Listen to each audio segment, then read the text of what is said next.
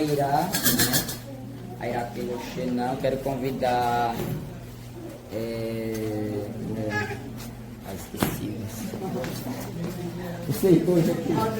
Rogério e.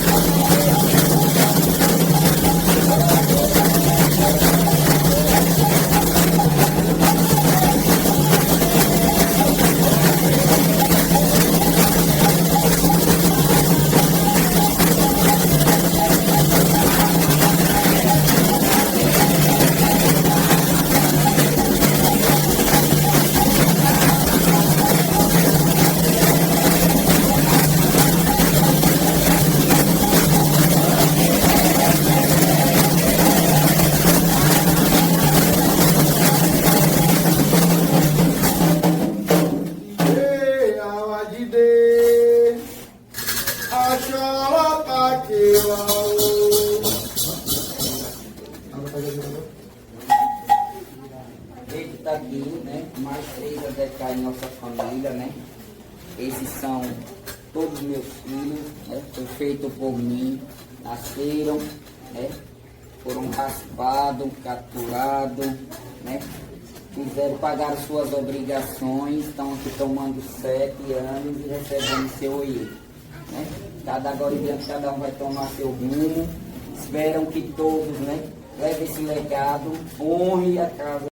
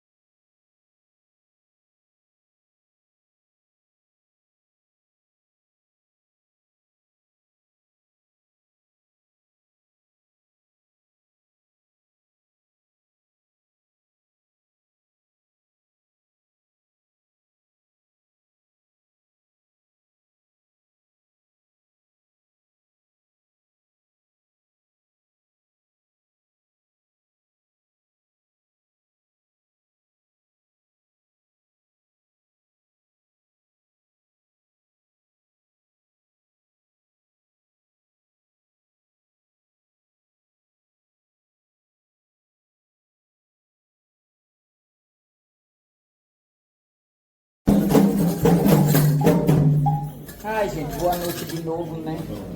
Agora eu vou falar um pouco, né? Tá aqui, né? Minhas 4 crias, tudo tomando do Nigé, né? Igor já tem o quê? 13 anos, 16 anos, 12 anos de santo. O Júnior tá com 8 anos. O Enia tá com 8 também, né? E o Rafael tá com também de 7 anos, né? Deve ter alguma coisa chegando nos 8, né? Todos foram feitos aqui na casa, todos foram da minha navalha, né? Não é filho de ninguém, não veio da casa de ninguém, né? Igor sempre, desde quando foi feito, o Igor apareceu lá em casa, ainda era no Augusto Franco, tomou boi, se criou praticamente comigo, né? Eu briguei tanto com esse menino, mas sempre foi atirado, né? Sempre teve os filhos dele, chegava aqui com o filho, eu botava para correr ele, os filhos. Ele tinha até, você não vai ser pai de santo não, briguei muito com ele, mas o destino ninguém tira, né? Eu acho que só fui prolongando a hora, agora chegou a hora, né? Não tem como tirar. E quando a gente tem que ser, a gente não precisa correr. Chegou, tá aí, vai receber o ADK, né? Ele já tem os filhos dele, agora vai seguir o caminho dele. Agora sim, os filhos dele chegar aqui no Mundo receber a bênção como avô.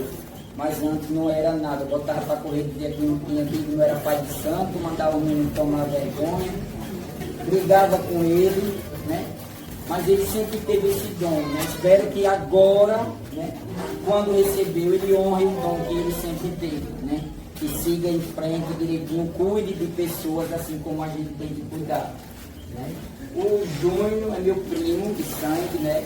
É sobrinho da minha mãe, veio de São Paulo, raspou aqui, tomou a DK, né? Tem os filhos dele, já foi um bom Iaú de Decá, sempre esteve comigo.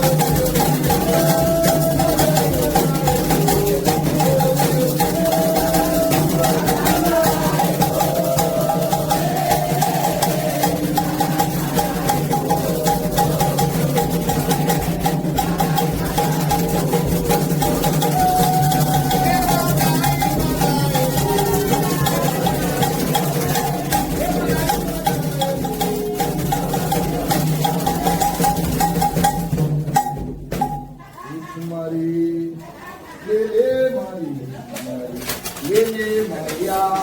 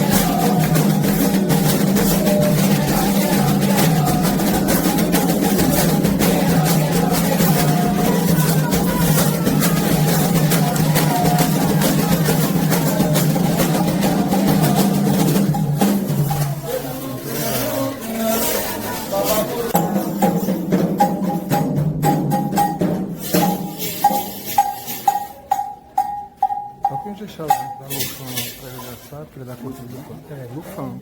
Ele é o Lufão é o Guiano. Não, só um Ingessazinho, porque ele é da corte de Oxalá. Aure, aure, baba, aure. Aure, baba. Aure.